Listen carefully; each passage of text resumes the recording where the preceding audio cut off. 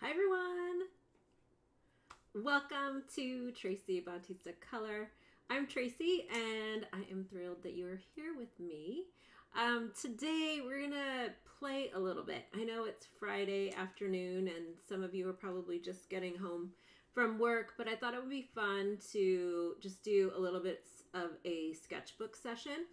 I've been painting in my sketchbook every day for the last couple of weeks, and I figured I might as well do it live today and just play. I actually did a little bit of work in my sketchbook already today, but I'm trying to commit to a daily practice and we'll see how long it lasts.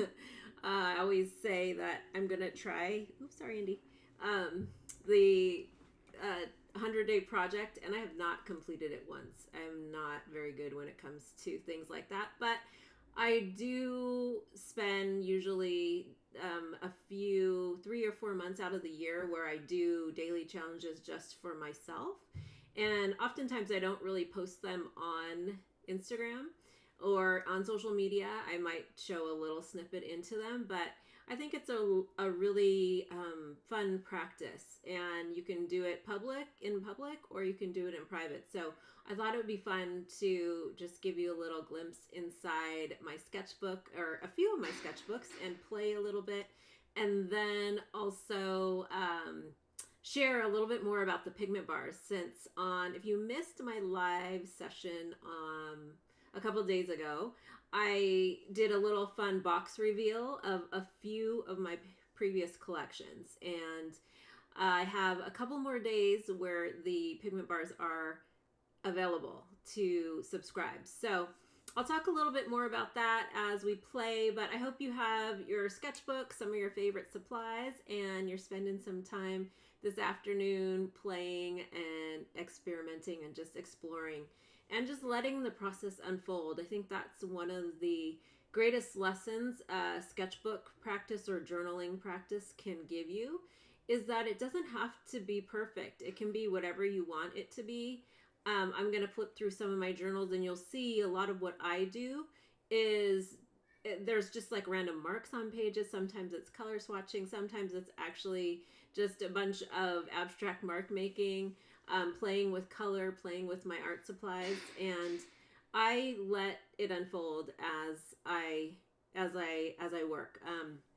I don't really ever plan those pages or plan that artwork. It's really that freedom and that place for me to play and experiment. So if you're here with me live, please say hi. If you're watching this in the replay, also say hi and let us know where you are tuning in from today.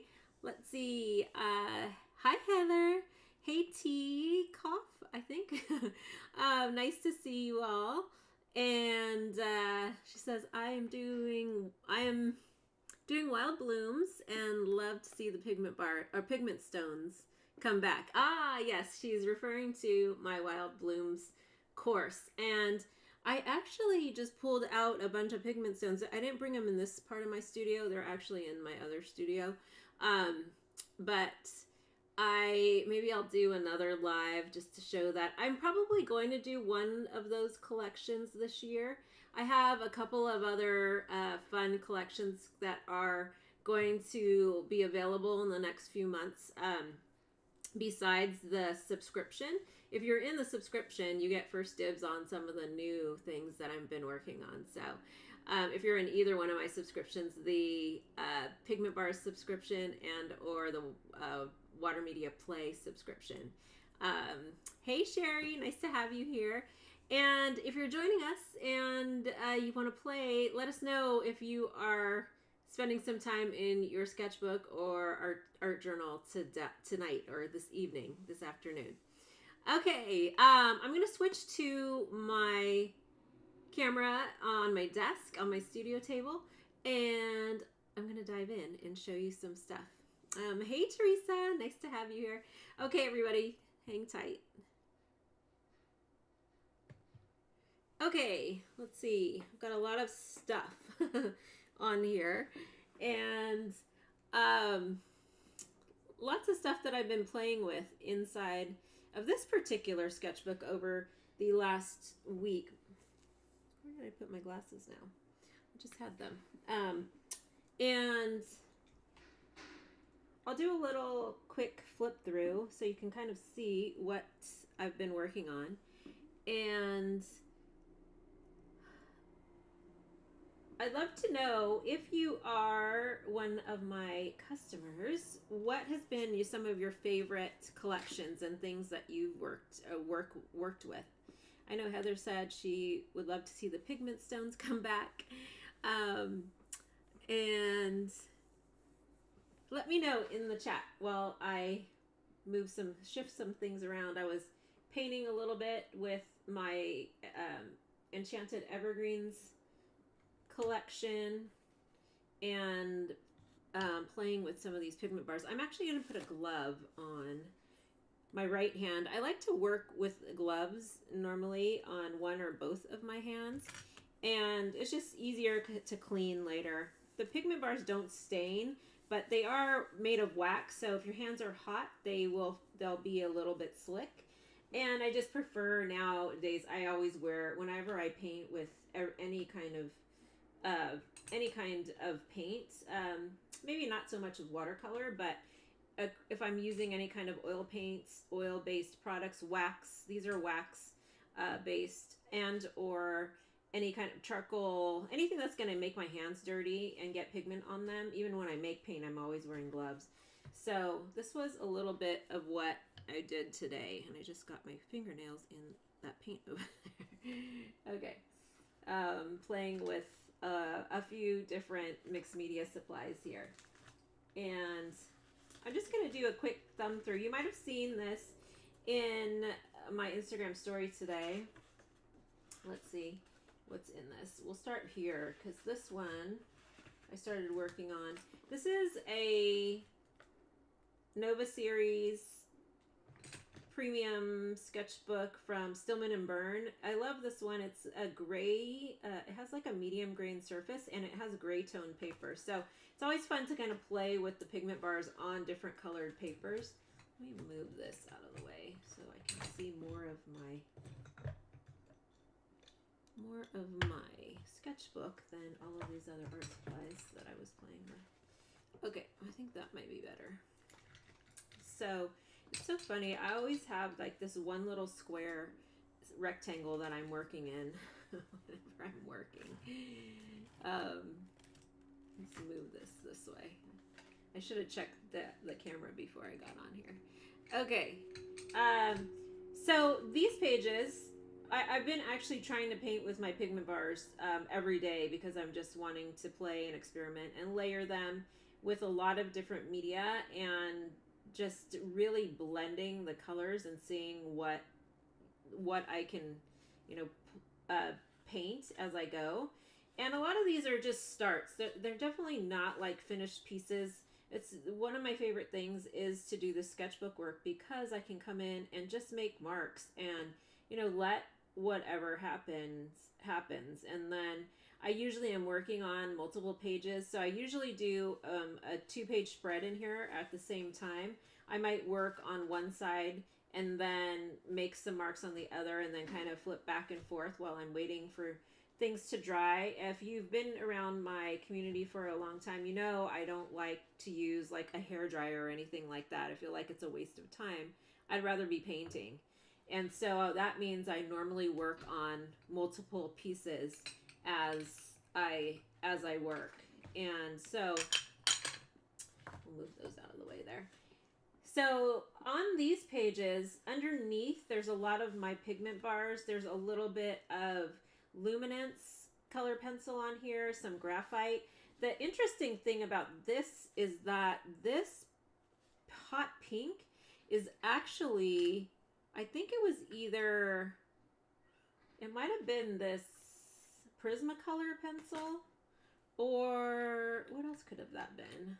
I don't know. It's one of these purples I have over here, but I was surprised that when I put white paint over it with some matte medium, it turned hot pink. I gotta go back and figure out. I'll test it out again because I don't know what supply that was. But once this dried, I was like, wow, that changed the pigment completely. Like I didn't color that pink. It was this purple that was up there. Let's see if this is the same color. I don't know. It looks kind of like that color. I'll have to do some experimenting. Mahogany red? No, that's not it. There was another purple that I had in over here too that it might be. I think this one might be too dark. It might be that one. It looks like it's similar. Anyways, this is all pigment bars underneath, and then just with a little bit of white acrylic paint. I think that is a Inktense pencil, and then more graphite.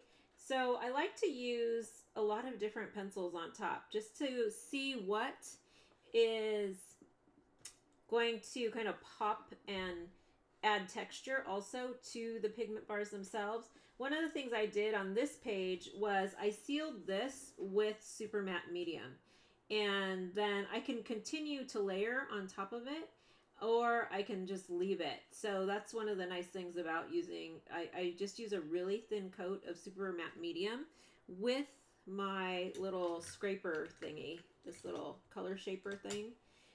You can just scrape it really lightly on there, and then you've got a nice seal from it. You could also use Collage Page, but I like the texture of super matte medium. It's highly textured. And then, did I do this today or yesterday? I think I might have done this yesterday. Yeah, yesterday. I'm trying to be good. I'm trying to be better about dating the pages. So I have little dates on the corners here. But underneath here, this is mostly acrylic marker on the bottom. And then on top of that, I've done some pigment bar work here. And then some scribbles with the white stubby woody or thing, the Stabilo, and a couple of other Prismacolor, like the warm gray colors. I love that warm gray. It's such a beautiful, let's see if I bring this higher. It's such a beautiful little contrast to some of that mark making underneath. So you can use the pigment bars on top of any water-based medium, inks, acrylic paints, anything like that. And then here is, all of this is pigment bars underneath, and then some pigment bars here, but then on top of that, I colored with one of these Posca pens, which I believe is like a chalk pen, acrylic. I don't know if it's acrylic or just chalk-based marker. I should look and see what their ingredients are. I think it's a chalk base. I like them because they're matte looking. Same with these acrylic, Liquitex acrylic markers. I really like because they do have that kind of flat matte color. And then I use a lot of different watercolor markers. I've got the Winsor & Newton. I've got the, what are those other ones I have? I've got some Tombow markers that I like to use underneath. All of those are great for underneath. And then I just bought some Faber-Castell markers too that are good. And then I started this today, earlier. I was playing with the Enchanted Evergreens palette, and then just did a quick wash at the bottom so that I would have like a little bit of color underneath. But you can see some of that metallic that is popping off of the page there. There it is. And then just playing with some more of the pigment bars over here. So I did that today. Oh, and I did this today too. And it's kind of fun.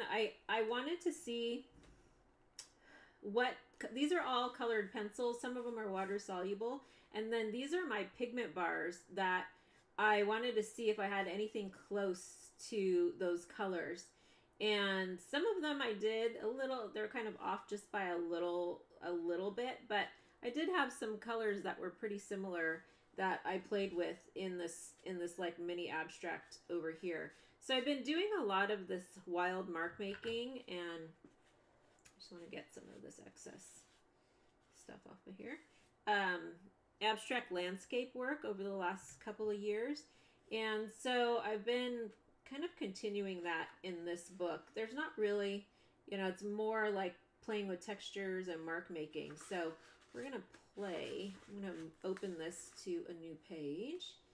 And again, like I started this sketchbook back in, I think last 2023 Christmas. before I left. I don't even know if I dated these. These were pigment bars from last year. No, actually 2022. Yeah, because this says 1/01/18/23. Yeah, so this was with my handmade gouache for the Wander collection. These were the Wander collection colors. So this is from that, back from then. Lots of, just like I said, lots of like color swatching. I was testing out my pigment bars over black to see what would kind of jump off of the black, and a lot of these colors I made in that collection were a little bit more transparent, so you see the black line a little bit better. So this is a great exercise with any of the tools or any of the materials that you use, are to see what the color, how opaque or transparent it is by just putting, I put a line from a black marker, I think, and colored over them. So I'm going to talk a little bit about the pigment bars and how you can use them and the different ways that you can use them. And I did grab a few. So I'm going to show you just, this is my collection, not all of them, but because I make them, I have a lot of samples of colors, and I actually have a few boxes, like bigger boxes, but I was trying to organize my collection. So there's a few different ways that I like to do this. And one, I'm recycling a box from my ink bottles that I buy for, like, these inks actually, they come empty, and this is the bottle, this is the packaging, so I don't throw it away. I wanted to recycle it. So it actually worked out as a great organization tray for my pigment bars and wax pastels. A lot of this collection is from the Sugar Plum Fairies holiday collection, some of the Enchanted Evergreens. I think there's a little bit of the Boho Vibes collection in here.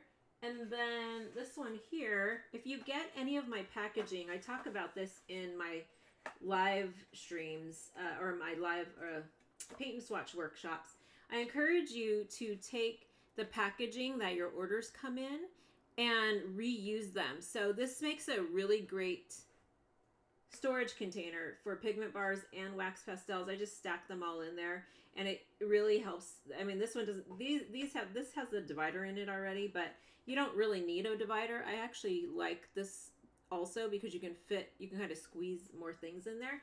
But it's a great way to store your art supplies. And you can either, you know, close it all the way or cut that top off. You know, there's lots of ways. Actually, I would encourage you to enclose it so there's not like dust and things that get in there. But I'm gonna let me just grab a couple of colors. I don't know what I'm gonna paint today, but we'll grab some of those. And yeah, lots of little trays. This is the top of, the top of one of the boxes that this comes in. So you can use it as a little tray to store them. And like if you have a project that you just want a few different colors, you can just take that and put them on the side of your sketchbook where you don't need all these to be distracted by. I'm going to take a couple of these out of here too, so I can show you how they work when you blend some of these together too. Okay, let's play, and we'll talk about brushes. I'll probably be on for an hour more or so you can always come back. Let's see. Teacoff says, I love the packaging. Thank you so much. Yes, I work hard on creating really fun and very simple packaging. I love the craft package because it's recyclable. I am very big on sustainability and recycling and reusing everything. So I've tried to get rid of at least most of the plastic that I use. It's hard. Like I usually give a pipette, but the nice things about these is that you can use these, reuse them as long as you keep cleaning them. So, So I have probably, like I said the other day, maybe like 99% of my packaging is completely recyclable. Even the box, even the bottles, like when you're finished with this, you can rinse it out. You can actually sterilize them by either boiling them or even putting them inside your dishwasher. You just remove the label, and you can mix your own inks and paints in these bottles and reuse them. So I really encourage you to do that. All the packaging can be reused. The cardboard can be placed and put into or remade into stamps and stencils. So there's lots of different things that you can do with all of my products. So I'm going to just do a quick little swatching because I want to show you how some of these bars look, and then I'll paint a little bit with them too. And one side here you get this beautiful blue, and I'm not pressing that hard. And then on this other side you get this beautiful pink that's kind of intertwined there with the blue. So if I bring this really close, let's see if my camera will zoom in. Kind of.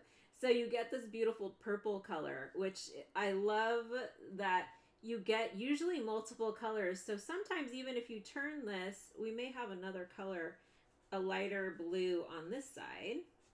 So that's already 3 different colors on there. And then as I go to use this on the side, I may get even a little bit different colors. So this one gives you kind of this beautiful ombre of the colors. So there's a little gap there because it's obviously not straight because I probably colored it, but you can also take this and then just kind of, I'm just lightly coloring it in. You can also take your finger and kind of move it around that way, or you can take a brush. I can also bring in a little bit more of the blue, and then everything starts to mix even more. But like on these pages, I didn't mix them with anything. Well, actually I blended them a little bit with each other, but I didn't use my finger to blend them together.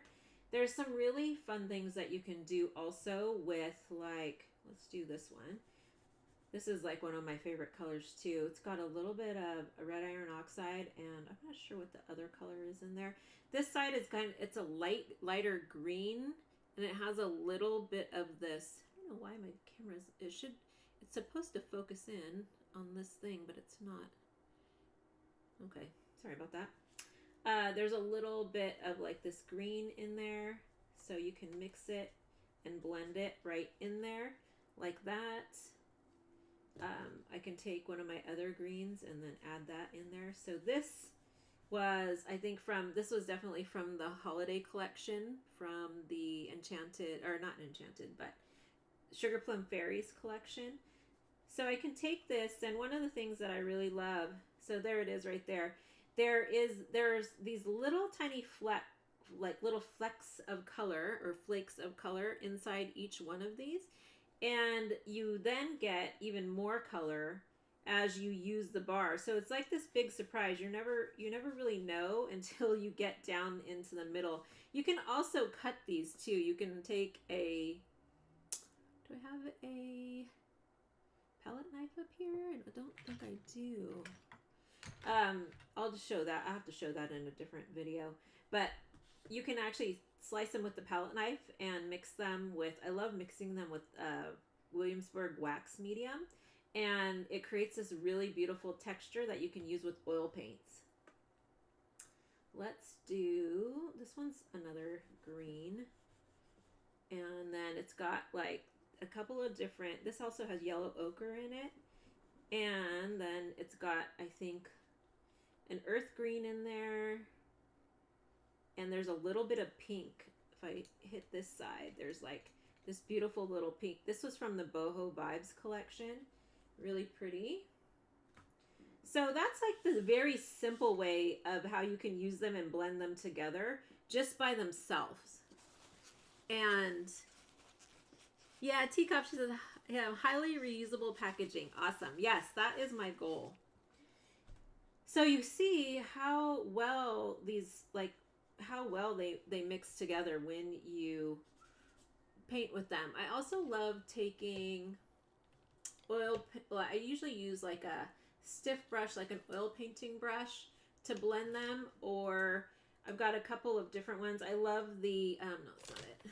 I love the Monza and the Grand Prix. These are the two that I use the most for oil painting, but I also love using them with the wax when it's cold. When I use the wax when it's hot, then I do use something that has a natural, like this hog hair bristle, instead of like a synthetic bristle, because I don't want it to melt.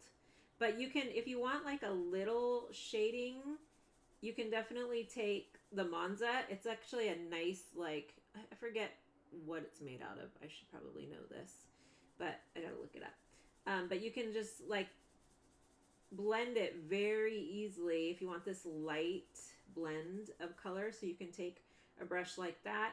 If you want a little bit more texture, you can use something like this. This one, you can really like move a lot of the wax around. I don't know if you're going to see it in the, it's like smoothing out the wax, because this is a hog hair bristle. Let's do a little mixture of that too here. So then I could take that color. Let me see if I have a stencil. And let's just grab a stencil really quick. I got one of my Soulful Scribble stencils that I designed for Stencil Girl. So there's a couple of ways. With the stencil, I also love the, it's like a little scrubby brush, this thing here you can use. So let's do one technique up here. So there's already pigment bars up there. So when you rub into it, it's gonna like kind of take out the paint, and then you'll be left with just a little hint of the color. Let me bring this up so you can see it a little bit better. So you get these beautiful marks. You see that? This focus, I've got to check out. It doesn't seem like it's doing what it's supposed to be doing. Let's do this over here.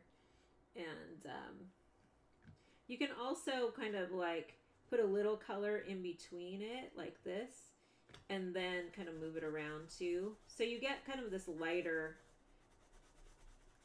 color, because you're definitely pushing the pigment around onto the surface. But it's a really simple technique to get the stencil to make a print with the pigment bars. And then I could take this and kind of move it around even more. So you get more of this like shadowy shaded effect when you use a little bit of a bristle brush to move it around. And I could keep layering on top of that. So those are just a couple of the ways that you can blend. You can also blend it with your favorite drying oil like linseed oil and or walnut oil. If you're an oil painter, they're really fun to use with oil painting. I'll have to put a link in. I actually did a video, I think early last year. It's on my YouTube, that shows how I mixed it with those oils. Mixed the pigment bars with those oils. So a little bit of how you can make fun little textures and or stencil prints. You can also do sgraffito right inside there, where I just use usually the back of a brush to scrape into it, and then I get a little bit of line work there. Let's see, do I have any questions? Let's see, Heather asked, did I hear you say before that you sometimes use linseed oil or something like that? Yes, I just saw your question, Heather. I do. You can use, there's a lot of different, like, let me come back to the camera really quick.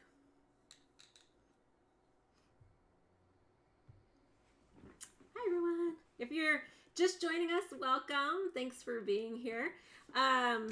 So there's a lot of different ways you can use this particular product, which is awesome. It's so versatile because you can use it with acrylic paint or on top of acrylic paint, on top of any water-based medium like inks, even stamping ink or pigment ink. You can use it over acrylic mediums, which one of my favorites, like many of you know, is the golden super matte medium. You can use it over any of their pastes. You just have to remember, if it's like super textured, that it's going to kind of get kind of stuck in the crevices. So if you don't want like thick bits of wax, you just have to kind of like rub it in with like one of those scrubby brushes. This is by Silver Brush. It's also, this one's called the Scrubber. It comes in a bunch of different like, can you see this one's, what is this? This is like a round or a deer foot. That's what it's called. You can use it. These are all cold techniques, and then you can mix it with linseed oil, walnut oil. If you have, one of my favorites sets is the Chelsea Classical Studios set that has like their what is that stuff called, lavender brush cleaner. You can even mix it with that. Those smell very strong if you're like sensitive to smell, because I'm super sensitive to smell. That does smell quite quite strong, even the lavender spike oil. So you can play with all of those mediums with it. I don't use anything like what do you call those, mineral spirits. I don't use anything toxic like those. So you could mix it with those, but I just don't. I don't like to use anything that is that's not natural. So with the wax, you can also then heat it and do a lot of techniques that you would do with encaustic. These are not encaustic paints. There's no encaustic medium in them, but you can mix them with encaustic medium to get some really beautiful glazes. And because they're so highly pigmented and they're very textured, it actually creates this beautiful matte finish when you use them heated. And I have a course coming up that's called Ink and Wax, and I'm going to be sharing some of those techniques inside of it. And it's one of my favorite ways to use them. And the color difference is so strong. They're beautiful when you use them just like as a drawing material and a mark making tool. They're very creamy. They're very pigment rich, but then when you use them heated, that's where the magic is, because the color it's just so vibrant. It changes completely. And I might be able to show you some swatches of that. Hi, Shar. Welcome. And let's see, Heather says, I saw on the Wild Blooms course that you can mix it. Yes. Micaceous iron oxide is one of my favorite bases. And so you take a little bit of micaceous iron oxide and you can just take it with like a pellet knife. You can use micaceous iron oxide by Golden. This is Golden's product. The fluid, you can use fluid or heavy body, but I like the fluid. And you just kind of like with a pellet knife, like you're icing a cake, and make a really smooth layer.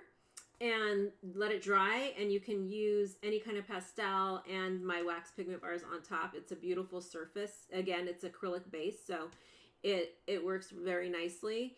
The other beauty of that micaceous iron oxide is when you mix it with other colors. So one of my favorites mixtures is micaceous iron oxide with quinacridone magenta. Beautiful, beautiful dark maroon color that you get when you mix those two together. And the other one that I love is mixing it with cobalt teal or the turquoise. You get some really beautiful, deep, rich colors as a nice base. You could paint with it too regularly, but I love using it as a textured layer underneath a lot of my mixed media tools and mark making supplies. Let's see. Shar says, I just bought that. It's lovely. Oh, are you talking about micaceous iron oxide? Yeah, it's one of my favorite golden colors. I don't paint that much with acrylics as much as I used to. When I first started teaching over 20 years ago, I primarily painted in acrylics for like 15 years. And then when I learned how to make watercolor, I started experimenting, making my own paints and making clay paint. And then I just kind of went to a deep dive into the water-based paints. But I do love like titanium white. I always have that on hand when I'm painting because I love to blend it and mix it and use it over the top of my paintings.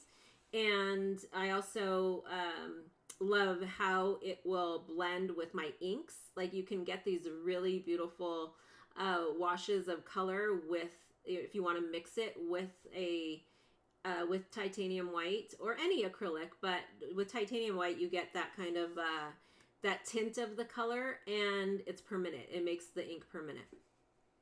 Okay, so just a few more mixed media techniques. I just want to emphasize how versatile all of my products are, but especially the pigment bars. You can use them in all kinds of fun mixed media applications. And I'm sure there's some that hopefully some of you will come up with, and I would love to see how you're using them and what you're creating. I mean, you could do like some really fun textured work too, because it's wax. You know, you could really build it up if you heated it and like dripped it all over things. So you can stamp into it. Stencils on fabric. I love using it on fabric. It's really beautiful. The pigment bars turn out really beautiful on. I love using more of like a textured, or not a textured, but a smooth fabric like drill cloth is one of my favorites.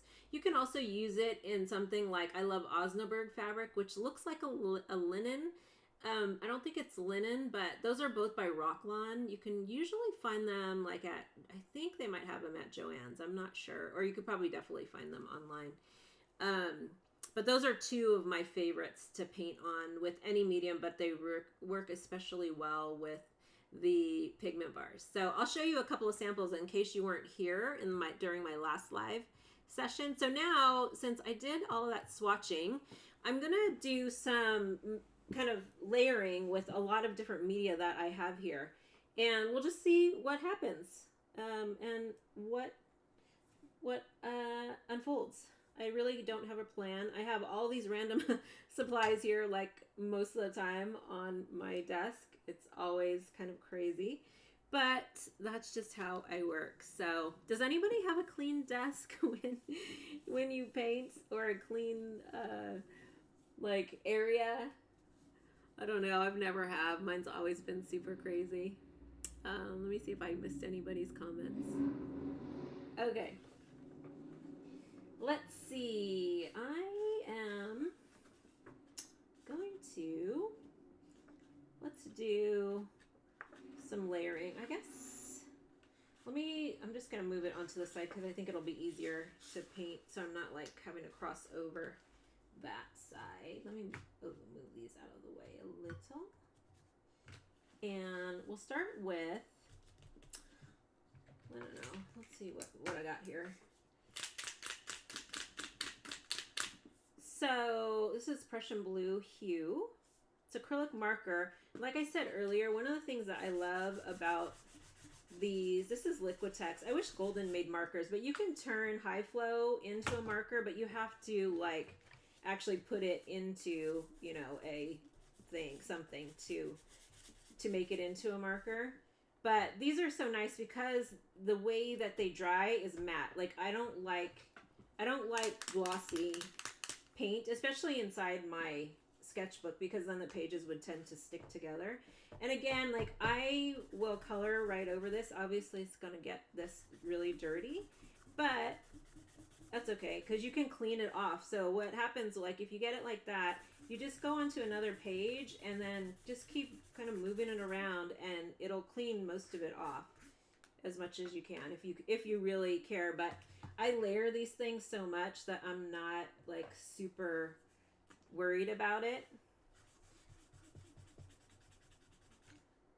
So just because I have all of these here, I'm using them. Let's use this little watercolor marker too. These ones I try to be a little bit more careful because they are a little bit more delicate. So I try to make sure like whatever's over here is kind of dry first.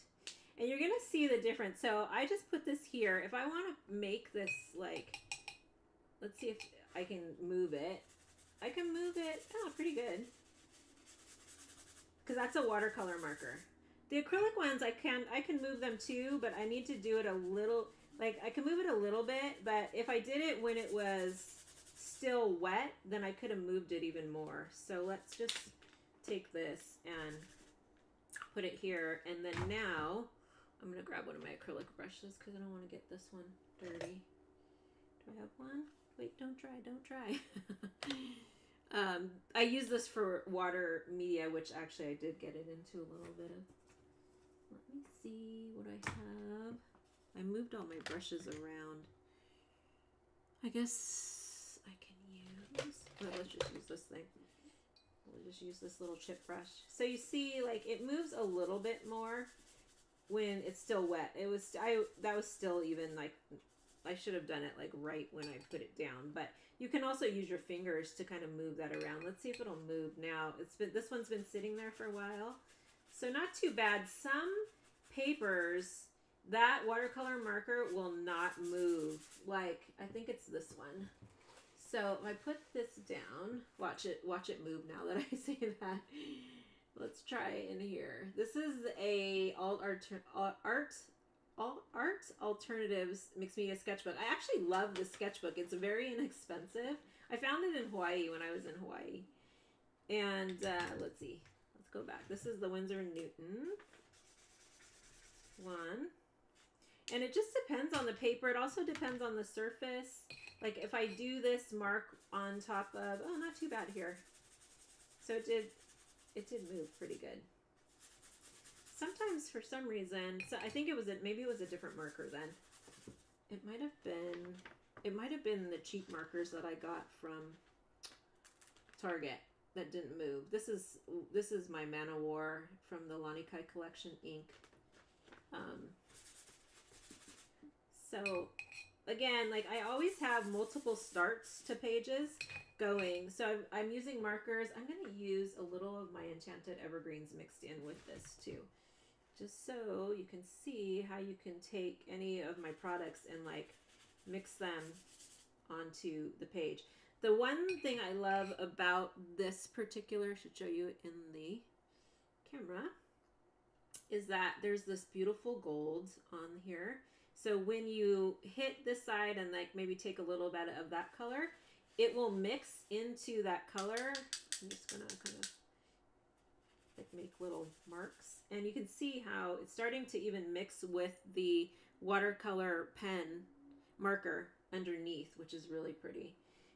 So if you have my Enchanted Evergreens collection, you can mix it with any water-based medium. So again, that was a Winsor & Newton watercolor marker. I'm sure many of you have these, or any water-based marker. Like, let's see how well this one does. This is a Tombow. Will this move? Ooh, pretty good too. So the beauty of having something like this, like if you're outside or on a trip and you don't want to bring like your entire watercolor collection, having a couple of these are great because you see how fast I was able to create this background just with 2 markers and my little paint set. And if I want to hit this with just a little bit of gold, I can add in this little tiny bit of gold, and then when it dries you'll see it. And I'm gonna let that sit and I'll color over the top of it. I could even go in there with a little super matte medium. If I want this to be permanent and not move later, I could, let me shake this up a little bit. Just put a little, I'm gonna put a little bit on one side so you see the difference when I use the pigment bar on top of the other side. So this is just a traveling one. I have a big one that I use in my studio. I have a couple of these because it's my favorite like texture medium underneath. If you have Liquitex also makes, many of you probably have like Liquitex, what is that called? Liquitex Clear Gesso. It's not as good as this, but it will work if that's all you have.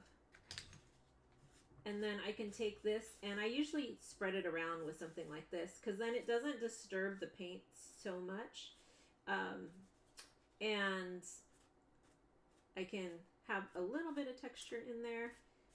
And I'm going to let that dry while I'm painting on the other paper. So this is why I work on multiple sketchbooks or papers at once, because then I can let this dry. I can go back here. Now these are all dry and I can play. Let's grab my stencil again. And I don't know, maybe I'll paint in here. Let's put this here. Should I go for, oh, well, let me do this after. I'm gonna make some more marks first. Let me just clean this thing off here. And again, like, I just clean off my brushes and tools onto the pages too. I don't really worry about like what's happening. This, like I said, this is all experimentation. There's no plan. It's very much play.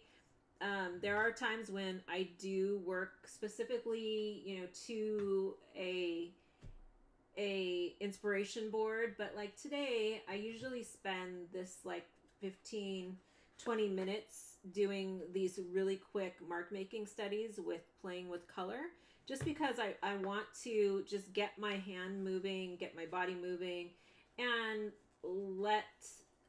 and it's a great way to kind of play and understand what the supplies do. So this is a great way to kind of test out the color and do color swatching versus this color swatching. So you can do very controlled and really simple experiments. What I recommend also when if you do something like this is to write some notes in your sketchbook and just say, I can never find a regular pencil. You know, I could say this is like stencil with the Monza brush. Oh no, that wasn't a Monza brush, with the stub. What is that thing called? Scrubber.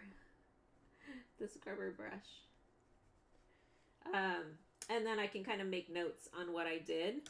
And again, like, your sketchbook can be whatever you want it to be. If you don't like it to be so random and messy, you could totally not do that and, you know, have fun however you want to. It's totally up to you.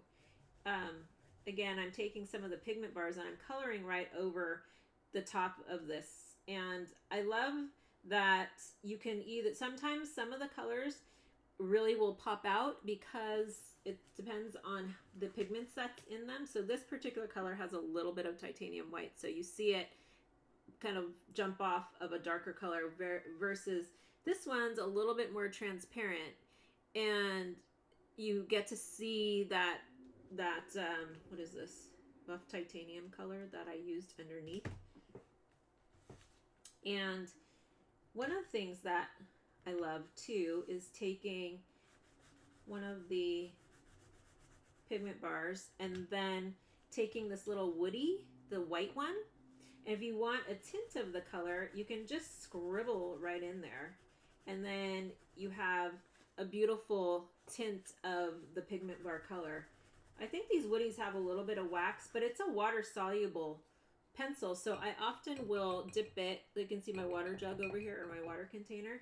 And then you can color right on there also. And you'll see anytime you use something that's water soluble, when you wet it, it's a lot more vibrant. It's so beautiful. I love just using them. I dip them right in the water. Like anything that's water soluble, my favorite thing to do is just dip it into the water. This is a graphite. That one's not. Let's try this one. This one's better. And you may say, this is looking crazy. It's like a mess. Like a 3-year-old could do this, which, yeah, you know, could be. But, I mean, for me, it's just like I love the playfulness of it. And then I can come back into my studio and flip through this and be like, oh, well, maybe I want to start a larger painting that kind of has this as the backdrop. And then I'll put my wax bars over the top of them. And then sometimes I'm like, okay, this is not looking right. Let me just cover it up completely and see what happens. So I really encourage you to take whatever supplies you have and just start scribbling, especially, and see what they do. I love the General's charcoal pencils.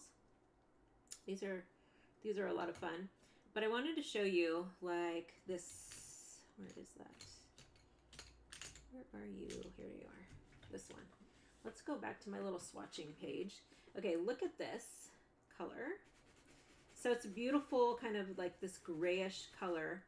And then when you dip it in water, look at this blue that comes out of it. Oh, so pretty.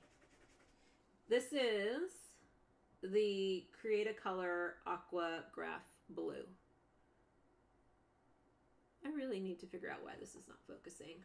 We'll figure it out one day. Let's see. I'm going back to your comments. I've been like totally not paying attention because I've been painting. So let's see. Heather says, Shar says, thanks for the mixing tips. You're welcome. Heather says, no, piles everywhere. Very dangerous. Yes, that's like my studio too. Shar says, I think you mentioned that gray paper yesterday. Can you tell us what journal you're working with? Yes, Shar. I know you came in a little bit late, but this is what I'm working in. It's the Nova series, Stillman and Burn. I love this one. It's the medium grain surface with the gray tone paper. It's a mixed media journal. It's great because it's dry media. It says dry media light wash. I mean, have I put acrylic in here? I mean, I've put layers of acrylic over my pigment bars. Oh, this has acrylic. This has white over my inks and paints, or my inks and watercolors. And then there's a little bit of acrylic up here with a Stabilo aquarelle pencil. So the paper is really great. It's nice and heavy. Underneath here, my other favorite gray toned is the Canson XL sand grain paper. And then my other favorite is the mixed media gray toned by Strathmore, which do I have it's do I have a pad here? I don't think I have a pad here. I've got printmaking paper. I've got my mixed media paper. I really encourage you though to try a lot of my products on darker paper too, because some of them look really awesome. See, I'm trying to see if I have one of my swatches here. I don't want to scare Indy. She's like right at my toes. She's always like right. Does anybody else's dog do that? They're like, she's like right at my toes all the time. Let me see what I got over here. While that's drying, I have this. Let me see if I have a darker on the pastel matte and see. Ooh, here's some. Here is, okay, another favorite is pastel matte. This is awesome. If you have my pigment stones or any kind of pastel, what are those pastels in the thing? Oh, that's what I should have brought out. The little pan pastels. Those are fun with my pigment bars because they attach to the wax. They're really, really fun. But this is, I think I showed this the other day. This is all pigment bar, and I think this layer, this is, yeah, as it moves over. This is one of my sets of the pigment stones. So that's kind of like a pastel water-based media that also turns into a watercolor, but it's in the form of like a little stone, and it looks like pastel marks. And then everything else on here is pigment bar. So this was all from my autumn collection. I think there's some Forever Chasing Sunsets. That orange is Forever Chasing Sunsets if you have that collection. And that blue I think is also from that collection. And I think this down here, can you see that? Yeah.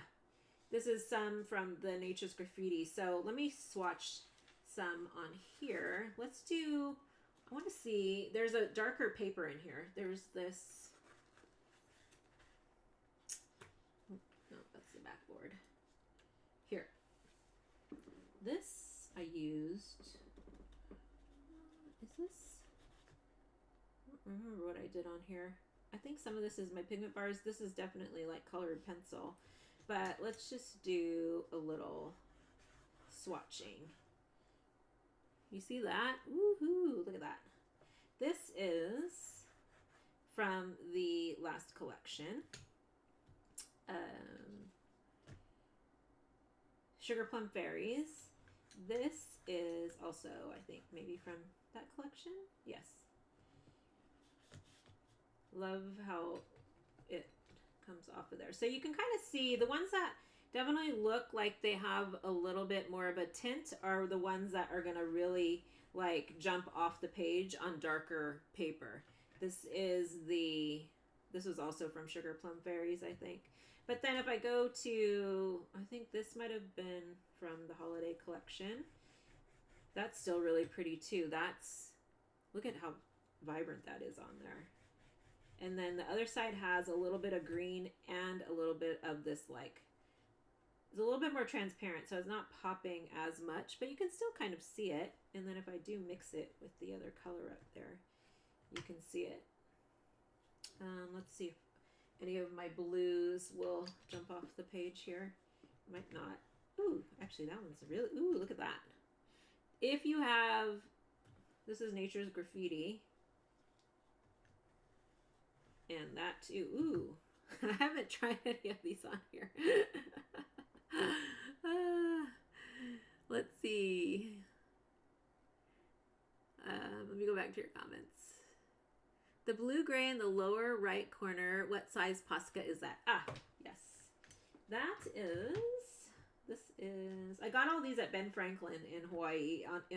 If you are in Honolulu.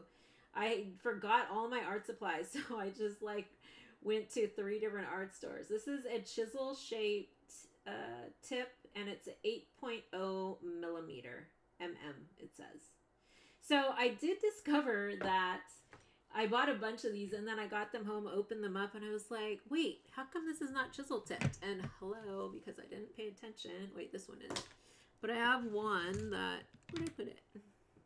So, no, that's the chisel tip too. I don't know where they went.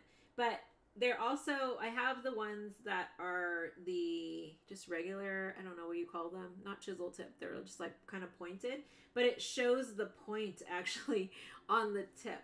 Oh, here. Oh, this one. No, there it is right there. See how it's rounded? That one is more like a, well, let's see what it's called. Bullet. That's what they call it, bullet. So that's this lighter blue. Oh, let me tell you the color. Did I tell you the color? Slate gray. I really love this. Let's see what it looks like on this paper. Pastel people are probably like, oh my god, she's just wasting this paper for these swatches. I think it's going to blend pricey, but it's paint on it. Let's see. There's, I think this was also from, this one was also from Sugar Plum Fairies, the 2023 collection. Same with these wax pastels. Look at that. So fun. So if you have any of these, definitely play with them on darker paper. So you get an idea of what they do when you use them on the darker paper. Okay, let's go back to here. Maybe I was trying to find one of my other favorite colors that I made in the pigment bars, which I think it's this one. It's just like this, like, is it this one or this one? It's like this yellow, it's yellow ochre, but it's like a grayish tint to it because it actually has a couple of other colors in it. Let's just kind of change this in here and throw it on top of this and see what it happens if I cover some of that black. This is what it looks like by itself. Really pretty. This was from, when was this? This might have been, I don't remember. I am thinking about having like a mixing set that may be available. I haven't decided because I do most of my collections in, I mean, I sell all of these in collections, but I think it might be fun to have like a few select colors that might be always somewhat available. Just an idea. I haven't decided to yet, partly because that's a lot of production work on my end, and we don't ship every week. Because I only have this collection usually once a quarter. So that's another reason why. So this is getting a little crazy over here, but that's okay because I could take a little bit of, this is what I like to do too. With a little bit of paint, I actually will take a little bit of titanium white. And because that's going to end up being glossy, I also take a little bit of matte medium and then just drop it in there, kind of equal parts on there. And then with my little color shaper thing, I can kind of move this around if I want to cover up some of the areas.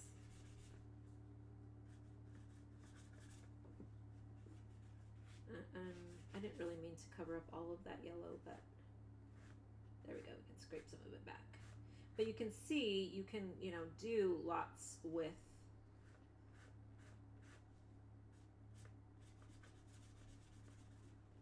probably some of the paints that you have already. I wanted this little bit of texture in there.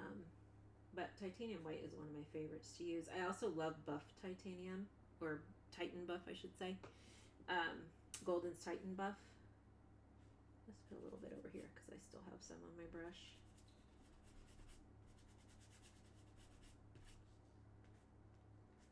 So I usually will try and scrape a little bit of it back so I can still see a little bit of my pigment bar underneath. I can also take, if I really wanted to, let's just tint this a little.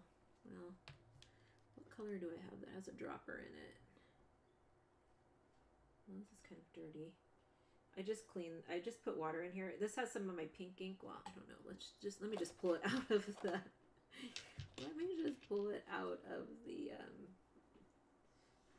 thing fresh.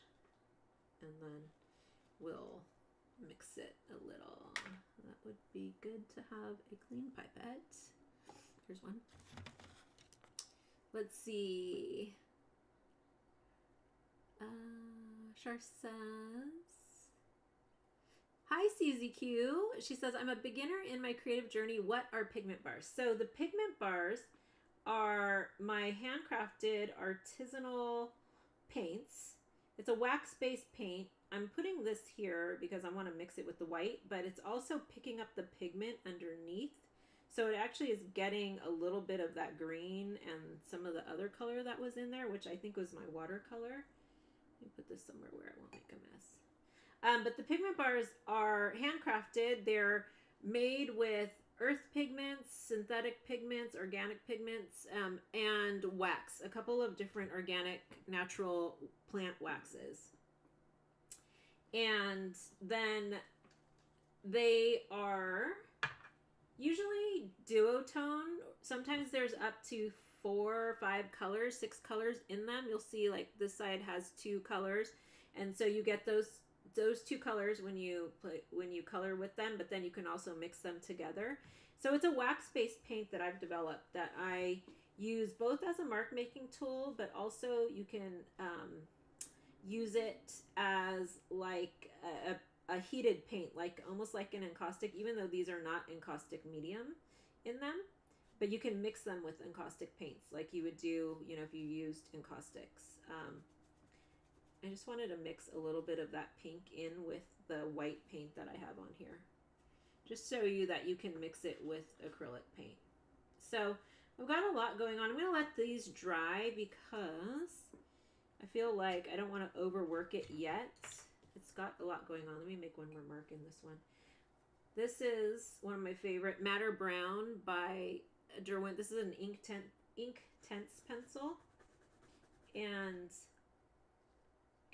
I just basically did sgraffito in there. But I use them wet. I dip them into the water and then I get that beautiful darker color there. That is that. Let's move this out of the way and let this dry, and then I'll bring something else over here that we can play with. Yes, so Susie Q, I hope that answered your question about what pigment bars are. You can also go back into my YouTube channel and you can see a lot of videos that I shared, how to use them, all the different ways. If you came in late, you can rewind and watch the replay, and you'll be able to hear all of the different ways. I talk through them in the beginning part of this live stream. Let's see. Shar, thanks for the journal information. All the gray tones and brands. Yes. Yeah, have fun with it, Shar. Let me come back here and just say hi for those of you who are joining us. If you're just joining us, please say hi and let us know you are here and what you are working on in your studio. I would love, love, love to know. Let me read the comments and answer some questions too. Let's see. And Shar says, I'm excited to try all these techniques. Yes, I would love to see your work too, Shar. I love everything that you share on Instagram. Let's see. Pigment bars by themselves are beautiful, so having these options is so great. Yes, thank you.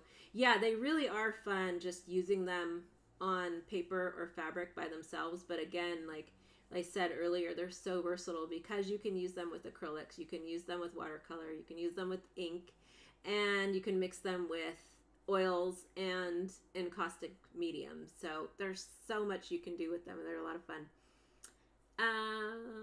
Hey Deborah from Vancouver Island, welcome.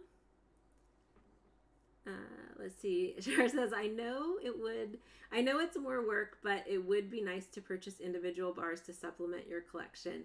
Yes, it's something I'm actually working on. I've been writing out some ideas for it. I'm thinking actually about doing maybe a course mixing set, which would be not in the subscription, but something that would be available where it would be probably a set. I don't know if it would be individual colors yet, but I thought maybe I could do, boxes of greens or blues. I don't know. We'll see. There's lots of ways I could do it. I just don't want to keep a lot of excess inventory. So that's one of the reasons why I love designing in collections, because I know what I need to order and what I need to make. And then I usually make a little bit of extra and then I sell those extras. But when you become a subscriber for the paint collections, you get basically the best deal. You get definitely a lower cost than you would if you bought them directly on my site when I have extra boxes available. Because not all the collections I don't make extra for all the collections. So sometimes you're the only way you access them is if you are a subscriber. But some of the other perks of being a subscriber for my paints is that you get access to the quarterly paint and swatch workshop, where I do something like this, where it's a lot more deep dive into technique and show you a specialized technique for the products each quarter.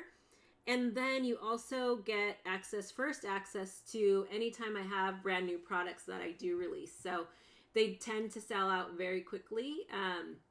And that's a bonus of being a subscriber. Plus you get some behind the scenes peeks as collections are developed and you get to see some of the process. So this year I'm planning 1 or 2 retreats, paint making retreats. So if you're interested in really learning about actually making a paint making journal and making a collection of your own paints, I have been looking for space to do that here in California, if you're in the California area, or if you want to come fly over to out here. I've actually been looking for studio space. So that hopefully I'll have an idea in the next month or so how that's going. But I'm excited to be announcing that. They're going to be small workshops, probably 10 or 12 people.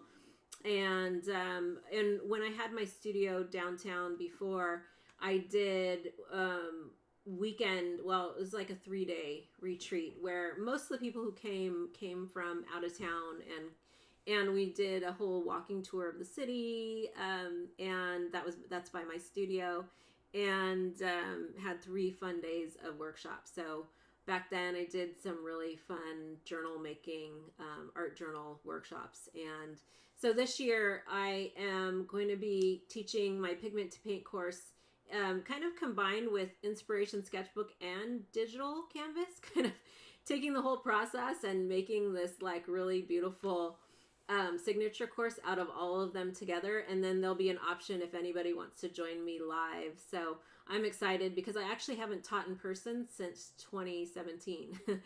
And then I will hopefully be teaching on the East Coast. We're still trying to iron out the details. So I may have a retreat out there in the fall. But definitely one here in California in the next few months. So just have to finalize the space in the next probably few weeks. So let's see. Okay. Hey, Wendy from Toronto. Welcome, welcome.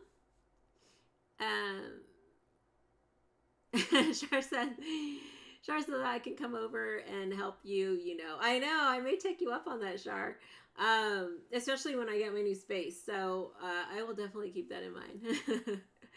I have been having my nieces help out. And actually, I put my parents to work when they came. They came out here a couple of times this year. Well, my dad came out a few times, and I had him working and packaging. So for those of you who opened up any of my last collections over the last few months, my parents were awesome, and I put them to work while they were here. They were both my mom's really detailed, so she's doing all the stamping. So a lot of the hand stamping was done by my mom, and my dad helped me with a lot of the packaging. So he prepped everything. So I have boxes in the garage like ready to go.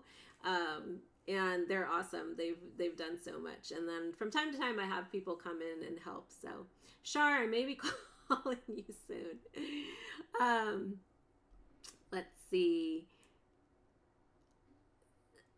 Suze. Okay, I want to mix some pigment bars and beeswax. Yes. She says, I want to mix some pigment bars and beeswax. Would that work? Yes. And let me show you. I think I have a couple of samples. I'll go back to my desk, and then I might play a little bit longer. I know some of you probably have to go. So if you have to go, you can go and watch the replay. Come back and watch the replay when you have a chance. I am probably going to just make a few more marks and share a few more things. If you want to join us for the Traci Bautista Color Pigment Bar subscription, there's a link in the description of this video that will take you to all the details. You can subscribe as it's a quarterly subscription, which comes out obviously every quarter.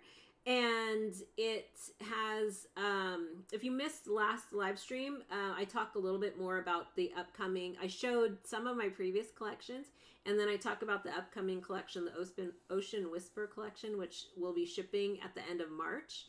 We're in the middle of making that collection. And then, so it's a quarterly subscription. There is a quarterly payment option, which is charged now, but then it's usually about, if you're signing up for it now, it's usually anywhere from 4 to 6 weeks, depending on when you sign up. Then the product ships, because it takes time to make and cure and dry and all of that, and package. And then there's a yearly option that you save. You definitely save more money, and you pay one payment. And if you pay one payment for the yearly option, you get a set of I made these cute little blocks. They're pigment bars, but they're in like a square format. So you'll get a couple of those in your order if you are a new yearly subscriber. And you can cancel if you want to cancel. You just have to cancel before your subscription ends. And that is for the quarterly option. If you do a one payment option and you decide you want to cancel, you'll get a credit for the remaining months. And that's because I pre-buy a lot of the supplies before, so that I know how much I need to make. You can also have the option to give your spot up to somebody else on the wait list. So the subscription closes on the 25th and the February 25th. And it's only open for these 5 days, and then it'll be closed. I didn't open it for 6 months. I probably will open it maybe later this year, but right now it's been sold out because we're making hundreds of bars. So it's a big, big commitment. And it's a lot of paint making. So that's a little bit about the subscription. So if you want to join us or join me and the rest of our community, then click the link in the description and it'll take you to all the details. And I would love to have you join me. If you're still on the fence and you need more information about the pigment bars, definitely go through my YouTube videos. I have a lot of videos that like unveil different collections, that show you how to use not only the pigment bars, but my entire mixed media, handcrafted mixed media line. So you could spend lots of hours just watching YouTube. But if you want to play, definitely join us. And I may or may not have some mystery boxes coming in the next week also. So those are fun. I actually release those every so often. But if you want to get in on the subscription, definitely do it before the 25th, which I think is Sunday. And there are a handful left of spots. There's actually not very many left. So if you've been thinking about it, definitely come and join us. Okay, let me show you I was going to show Sue's the beeswax. I'm going to show you, see if I can find some. I'll switch to my desk and then we will play a little bit more. And if you have more questions, feel free to put them in the chat. I will go back and look at them, or I'll start to answer them as I continue here. Okay, it's getting a little darker here. Let's go this way. There we go. And Heather says, so many pretty colors that don't end up in the subscription. I want them all. I know. So that's why I'm thinking about releasing some kind of like core colors. It depends on studio space and help. That is the big part of it. So I actually will probably be putting up a call for studio assistant sometime coming up. Okay, let me show you some waxy wax stuff. I showed these. Let me grab my other ones because some of you who were here the other day, these might probably look familiar to you. Let me find a little page that's white. But I do have a lot more. I have some fabric too I can show you. I think. Fabric and some more wax stuff. While I'm looking for that, here's how this is drying. These are some of the pages that I did earlier. If you just got here during the live stream, definitely watch the replay because there's lots of fun goodies in there. Where's my little swatch box? Here it is. One of my projects that I've mentioned many times is to organize this swatch box of swatches because it's a little crazy. But I've got lots of swatches in here. Let's see what we can find. Some of this is pigment bar. Some of this is my soy painting stuff. Okay. Let's see what's in here. So Sue's asked about, let me actually just move this so I can show you on the white background. She asked about wax. And yesterday I was talking about how you can use these heated. I'm going to be teaching this in my upcoming ink and wax workshop. Well, it's an online live workshop. So some of these are mixed with a little bit of beeswax. The pigment bars are, and with encaustic medium. So you can heat the bars up. You can scribble them on, pretend this is a heated griddle here. You can just like scribble them on the griddle. And I actually have a couple of, I think I have a video that shows it. I have to look. I know I posted on my Instagram stories a couple of like reels that showed it. But you can basically put your paper down on the griddle and then just color right on top.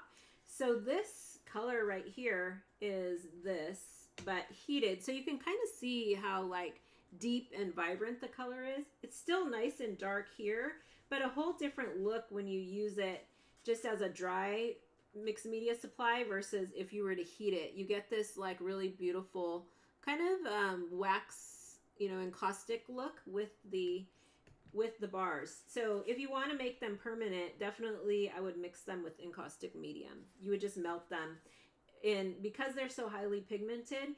And there's not really a ratio or a recipe I can give you because each pigment is different because of its weight, and so you would just have to play. What I would do is get like the RNF encaustic medium little pellets and just put them on your griddle and then let them melt, and then you can like melt this right in there and mix it.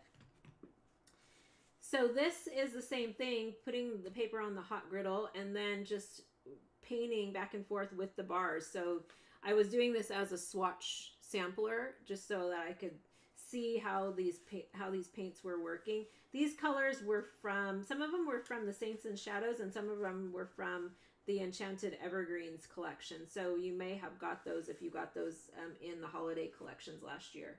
So that's some of the wax painting. Here's some more on just different paper. I think this is like one of the rice papers from Daiso. This is all pigment bars, just applied with different, this is applied right onto the heated surface. This is applied with a brush. You can kind of see the brush marks inside of that, like the brush, I brushed it on that way.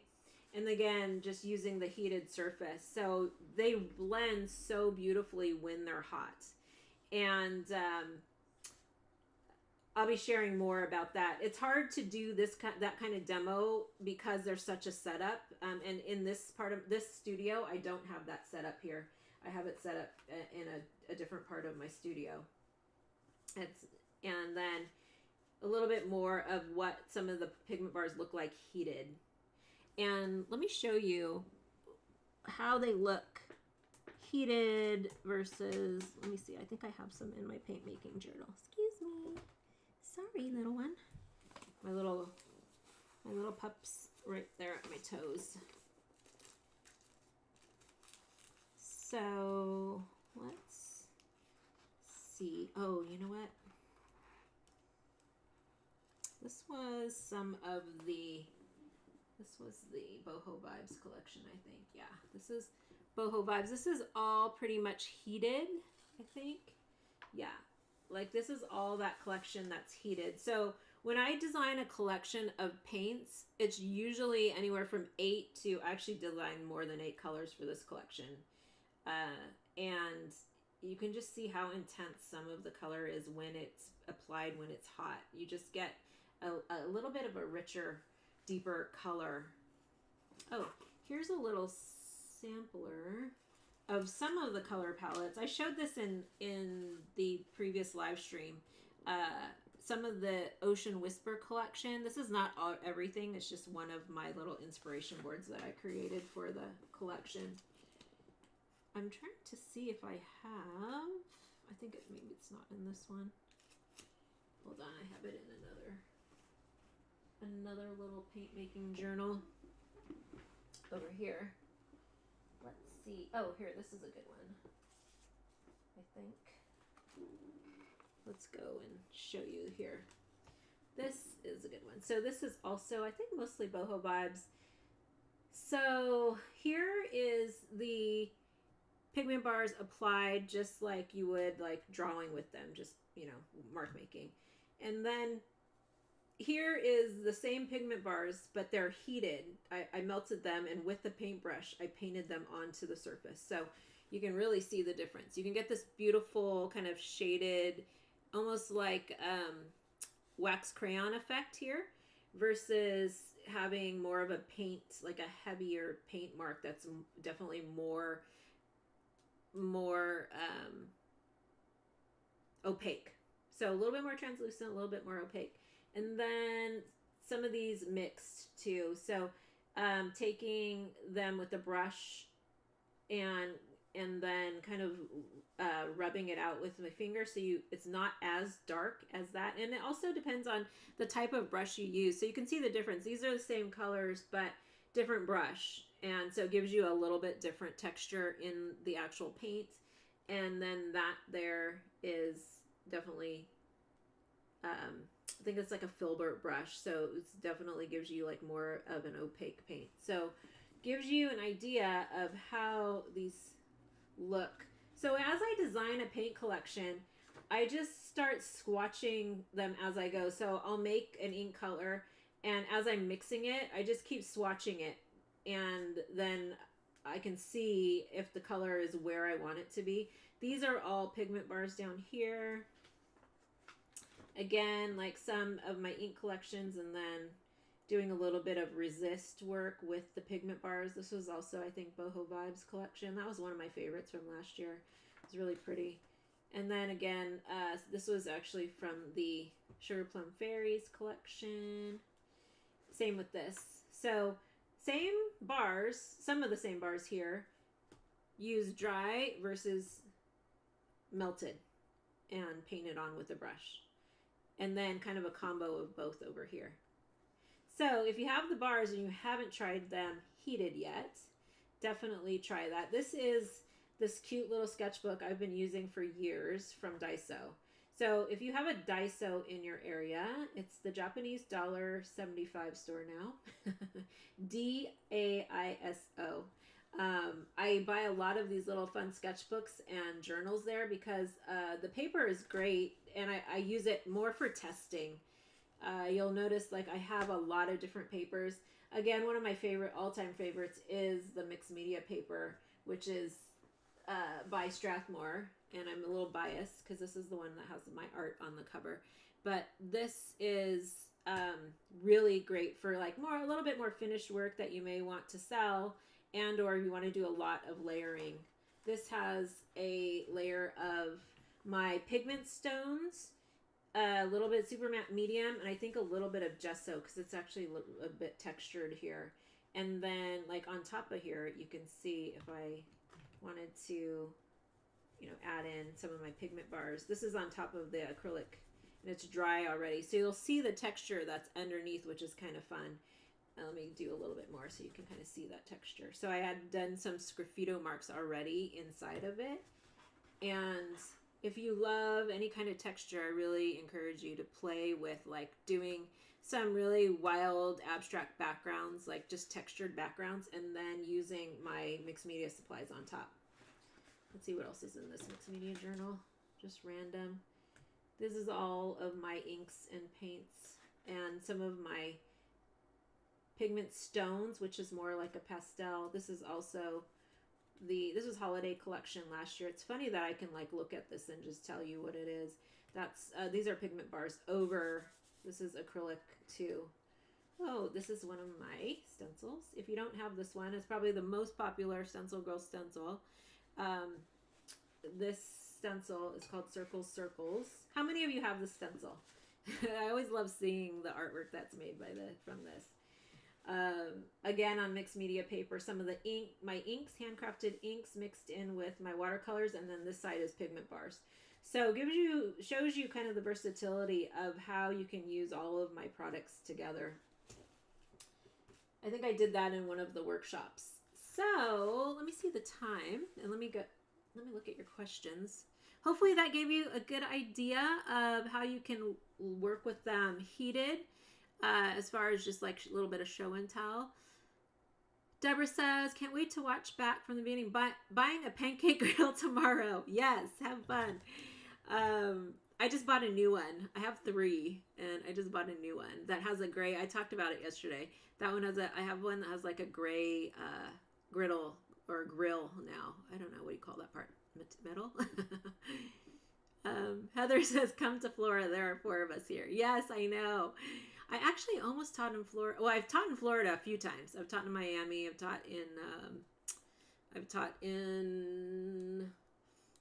by the beach over there. I can't even think of where it is. I mean, it's all by the beach, but I've taught in like 3 different places in the past over there. If you do the learning to making paint, will you have the supplies to sell? I will have maybe some of the pigments, but I will provide a list of I'll provide a list for you and like suppliers of where you can get. And it's something I only give in that class because it's something that I've researched for many years, and I found lots of different like very unique suppliers that I use. Some of them, I mean, some of the stuff you can get like at Home Depot that I use, but so as far as pigment goes and some of the substrates and things, I have a very extensive list that I've collected and different manufacturers I've worked with through the years. So those I may, I wonder if I could try and get somebody to put a whole paint making kit for me together. I have done like smaller paint making kits before where I did have some of the tools, so I may have some of them if I can source everything. But for pigments, like I would encourage you to look for your like colors that you love, because you are going to be making a paint collection that is specifically based on your own story or theme. And I take you through my inspiration sketchbook process and framework in that course in the beginning. So it's not only about paint making, it's a whole creative process, and sharing with you, some of you who've taken my digital canvas or inspiration sketchbook courses, that framework that we do from mind mapping your passions, the things you love, your memories, and there's a little bit of writing in there, and then we go through inspiration gathering, and then taking all of those stories, those memories, those photos, and then pulling colors from that to create your signature color palette. And we'll be talking about making watercolors and inks, and I may even do a fun bonus in there about natural botanical ink making, and like colors that you can like get from your landscape, because that's actually one of my favorite ways to make color, is finding just natural things on the side of the road that you can turn into paint, because it really connects you with the land and with like your own story.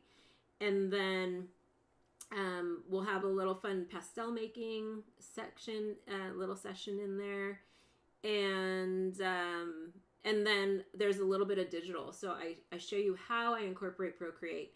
It's not like a Procreate course. I have digital canvas for that, but I definitely use Procreate to help me create inspiration boards, to pull color palettes from photos, and to do abstract collage and use that kind of as part of the story, the inspiration board, and like the gathering of the inspiration for a collection.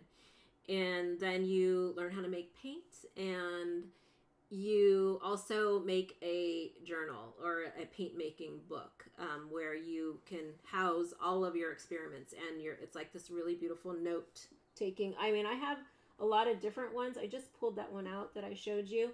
A lot of times my paint making journals that I use are ones that are store-bought, because I am trying to test on different papers. So a lot of these here, and I don't share too much of them on screen because they have recipes in them, but they are sometimes like playing with this one. I can show you because it's actually paintings, and then it has like recipes and the pigments that I use, notes about like the process and the things that I did, what worked, what didn't work. So you really get an insightful look into my process, and also how I teach others.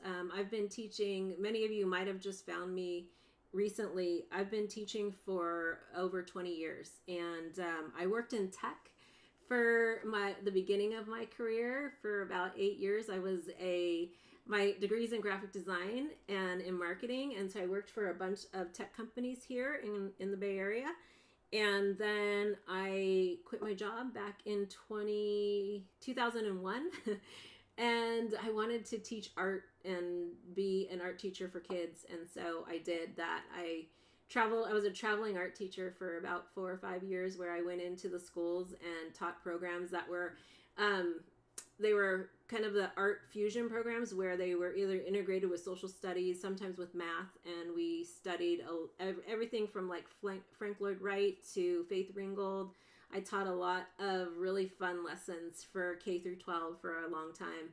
Did summer camps and all that fun stuff while I started my business. That was like the job that I wanted to do, and I love teaching kids. It's like one of my passions and one of the things that I really enjoy. So I've been teaching adults for over 20 years, 22 years now, or actually, yeah, 22 years. And I traveled extensively for probably about 15, 17 years, where I was on the road 3 to 4 weeks a month. Many of you I've met because of that. And then in 2017, 2009, I actually started teaching online, and I have developed multiple courses through the years. And then in 2017, I launched Traci Bautista Color, and the rest is history. This product line was started as like a passion of mine, and just wanting to create these beautiful color collections for those of you who loved mixed media supplies and love paint and love color as much as I do. And I mean, color is like one of my passions. I've known how to paint color swatches and mix colors since I was probably like 7 or 8. And it's something that just comes very easily and naturally for me. And it's been so fun. I've probably created, I don't know, over 400 different varieties of color in all of the color lines that I've developed. And I'm so grateful to be able to do this and share this with you all. So thank you, everybody who's been here.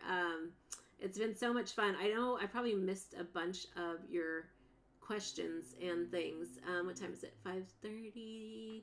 Let me see. Thanks, Heather. Says, sounds like an amazing class. Cannot wait. Yes, I will be sharing more about that coming up. I have 2. I've got the ink and wax class, which is right now it's a just like a 1-day kind of workshop, live workshop that I'm going to be doing. That's going to be really featuring the pigment bars and my inks. And that one will also share a little of the heated way you can use them melted. And then the pigment to paint signature course will come sometime in the spring, because I also want to incorporate that into the live retreat too. So there'll be an option if you just want to take it online, and then there will be an option that you get to get access to the online, but also come to my studio and paint with me for a weekend and make paint. So I'm excited because like I said, I haven't taught in person since 2017. It's been a long time. Okay. Awesome. Sue says, I watched you use the griddle. Okay, good. Yay. Yes. I think I have a couple of videos on YouTube. Yes. I was going to show you fabric, and then maybe I'll do a little bit more mark making for about 10 more minutes and then let you all go. It's been so fun. Thank you for those of you who are still here. If you have to go, you can always come back and watch the replay. It's I tend to talk quite a bit whenever I do these live streams, so I know not everybody can stay, and plus I'm getting hungry and I need to eat some dinner. Okay, so we will, let me just pull this fabric. I showed a little of it yesterday or the other day, so you were not here. You might have missed it, but let me grab this other little swatch thing. Yes, my project to put all these swatches together is going to be a long one because I swatch so much as I'm making the paints and inks. Oh, here, this is actually good. This is just, I think this is Strathmore paper, but this also shows like the pigment bars. And I think a lot of these were from the Sugar Plum Fairies collection. So this is on black paper. So again, test on all kinds of different paper. This is some of my shipping paper, craft paper. I really loved how some of those colors turned out on the brown, especially this green color. And then I did the same swatching on a bunch of different papers and different ways. So this is just drawing with it, and then you can see the difference because of this paper has texture, but this is also the same color, but I painted it on with a filbert brush. And you can kind of see if I go down the line, you can kind of see which ones are similar, like these two are similar. There's the purple. This was on, I don't know what kind of paper that is. And then these are just some of my watercolors. So all of these swatches are from paints that I've made. But this is the last little thing I'll show. I showed this the other day. So this is drill cloth fabric, and showing you how the pigment bars look on top, and then some of the stencil work. It's beautiful with stencils. I love this fabric with stencils. And this is the Osnaburg fabric. I only have one little swatch on there, but it has the pigment bars, and I think I used like a charcoal pencil on there. I don't know if you can see it. It's getting dark in here. But if you do any kind of stitching work, this is really fun. Obviously, this is not washable. This is all like for art quilting kind of work, or making, putting in your art journal. I would not do anything on here that was washable, because this would just wash off. It's all for art more so than wearable. Okay, let me move these, and then I'm gonna do this last little swatching in this one that I did, or I mean this little painting in here. Where's that page I did? So this is this is my journal. It's like so random. Like I open it wherever. There's no right or wrong way. Oh, this is fun. This was, it actually changed a little bit. This was some of the paint that I made from my sister's backyard. I found like six or seven different colors, and I'll have to share that still. This was back in December and January when I was visiting my family back at home. And oh, here it is. Here is what I did in the beginning. So if you weren't here in the beginning, I showed acrylic markers mixed with my watercolor marker. Oh no, not acrylic markers. Actually, I used the Winsor & Newton watercolor markers mixed with my watercolors.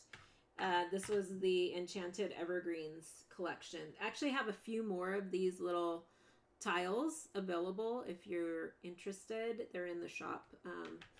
And I think I also put a little bit of the titanium buff color in there too.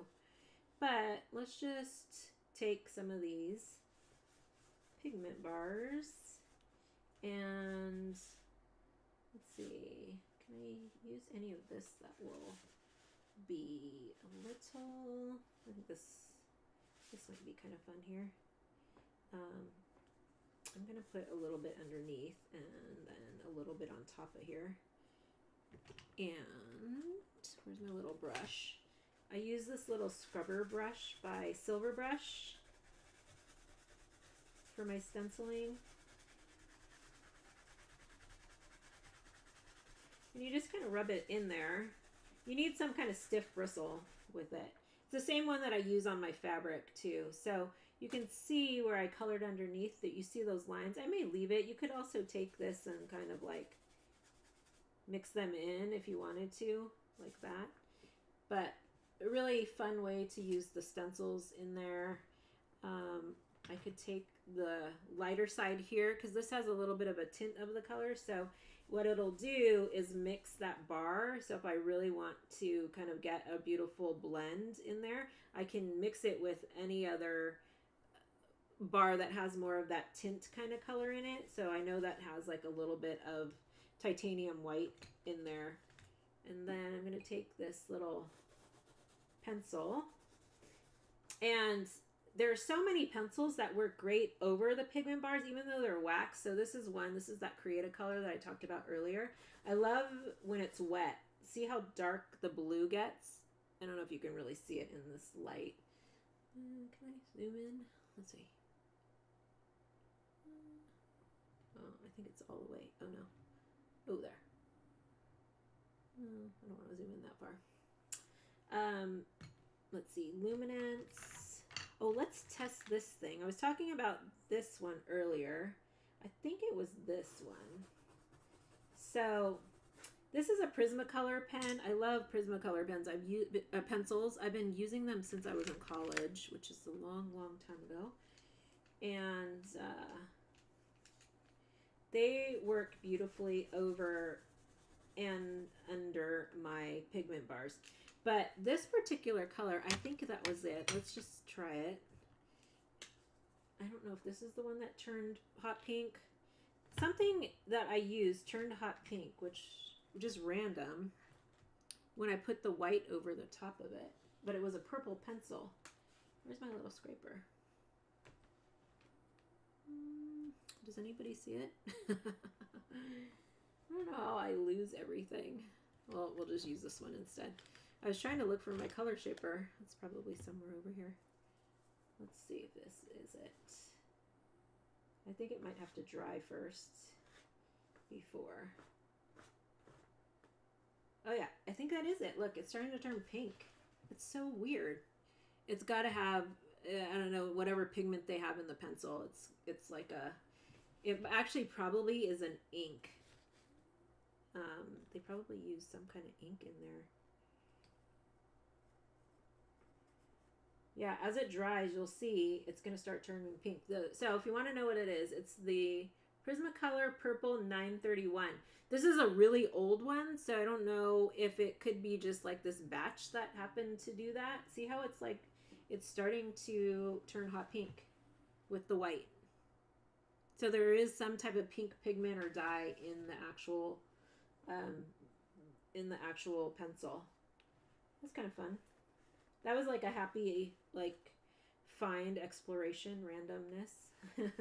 I was like, what hot pink did I put in there? Because I know I didn't paint with pink when I was actually creating the page. But you'll start to see it come out as that paint dries. It's kind of fun. And then over the top of the acrylic, I have the pigment bars. And I just love, you know, like you can use them as a little drawing tool that way. There's so many different lines you can get. So I could use the corner and get like a skinny line, really thin line. If I use this side, I can get a little bit of a thicker line. Oh, can you see that? If I use this side, I get, you know, a very wide, if I wanted to color like a lot of space on a paper. And then a lot of times, like I showed in the beginning, all of these bars have multiple colors in them. So if you use them, you're gonna get like these really beautiful mixtures of color depending on, you know, what edge of the bar you use. And that's the beauty of them. They're all different. They're all one of a kind. If you look at some of these other ones, this was from, I think, the Boho Vibes collection. You get to see, like, inside there's these little embedded pieces of color, which give you a whole different color when you get to that portion of the bar. You could also chop the bar in half to get to some of those colors. Some of them, I call them the confetti bars. You won't know until you get there. Not all of them are made like that, but there's like little confetti inside. It's not like plastic confetti. It's like the same mixture, but you get these little hints of like color as you use the bar. So it's kind of fun. It's like this big surprise. You kind of never know what you're gonna get until you play with the bar itself. And then lastly, I'll show you one more time, using the woody pencil to mix color. I love this with the pigment bar. It's so good. You can really get in there and then just make like a tint of the color. And again, you can also take this, dip it in water, and just use it in water. So it's a little bit more transparent than like some of the other pencils, but you know, have some fun, play with all your different tools. I didn't even get to share some of the other texture type tools. There's so much that I could do in a live workshop like this, where I could probably stay on here for like 5 hours and everybody be wanting to go to sleep. Okay, let's see. Shar says, Shar, you're so sweet. If you get a chance to take a class with Traci, do it. Thank you. Yes, and I don't teach in person very much anymore, so I'm really looking forward to it. When I had my studio downtown, I had a couple of really awesome weekends, like 3-4 day retreats that were so fun. And I really love incorporating the landscape. So we'll go on some really fun inspiration walks, and I talk about how I gather inspiration using my camera, and we do a little, it's not like intense hiking. I mean, there's a trail, it's like flat. So you need some fun tennis shoes or walking shoes, and we don't go for very long. We just go, it's like right around the side of the studio. So there's a lot of beautiful places that you can, and yummy food too. So let's see. Thanks, Shar. She said, have you taken any of Traci's online workshops? They're the next best thing to live, and you can watch them, of course. Shar, you're so awesome. Yes, so online courses, yes, I actually have created like over 50 online courses over the last 10-11 years. So but my main ones now are Inspiration, Sketchbook, Digital Canvas, and then I haven't taught Pigment to Paint since 2021, and so I'm going to redo the whole online experience coming up, which I'm really excited about too. So look out for more details. Hopefully I got everybody's questions. The chat there is a lot that happened while I was painting and talking, but hope you had fun. I created a lot of scribbling, a lot of mark making, but that's really what I have been really focusing on in my sketchbook, is really just letting myself like play with the mediums, play with my own art supplies that I make, and really play with color mixing and textures, like just seeing what happens and pushing the supplies to the limit. That's what I encourage you to do with your sketchbook. My sketchbooks are not like, where you go out and do plein air sketching, which I love. I have some, Karen Michelle, one of my really good artist friends, her sketchbooks are amazing. She does a lot of plein air painting. And mine are more just kind of these color studies and mark making. Some of them get translated into larger pieces of work that I might do, larger bodies of work. And a lot of times they get translated into digital work, and I put them inside my Swatch Studio. And I have some fun stuff coming up for the Swatch Studio too. So I haven't talked about that much because I'm going to do a little bit of changing to it, but I have some really fun, it's a monthly subscription that's digital, where you get lots of inspiration for your projects. And I have some ideas to do some kind of fun physical products that are related to it, but I don't know if those will launch anytime soon. I've just been doing a lot of brainstorming. So if you are part of the 3-month ink subscription, those packages have been shipping over the last couple of days. There's a bunch of orders that'll probably go out tomorrow. So if you're still looking for those, they're coming. And then if you want to join the Pigment Bars subscription, do that by the 25th, or else you'll miss out. I may open it up again maybe one more time later this year, but it is, unless I get a lot more help. Okay, everybody, thank you so much for staying with me online. It's been a long 2 hours, but hopefully you picked up lots of techniques and ideas. I encourage you to go back and watch this, take notes on some of the techniques that I talked about. I think it's always more helpful to write things down in your inspiration sketchbook, or if you have a studio journal or a creative journal, any of those ways to kind of capture your ideas. One of my favorite things is to take photographs of my artwork and then write notes if I want to write them digitally. So there's lots of ways. I talk a lot about that process in my courses. So hopefully I will see some of you in my online workshops and or in person at a retreat this year. Well, I only have one scheduled. I'll have one scheduled. But thank you so much, everybody. And for those of you who are Traci Bautista customers, I am so grateful that you have supported this part of my journey. It's been so much fun to create these collections and get them out to you every quarter. So thank you again from the bottom of my heart. I hope you all have a wonderful rest of your week and a great weekend. And I will see you in the next live stream. Okay, everybody. Bye.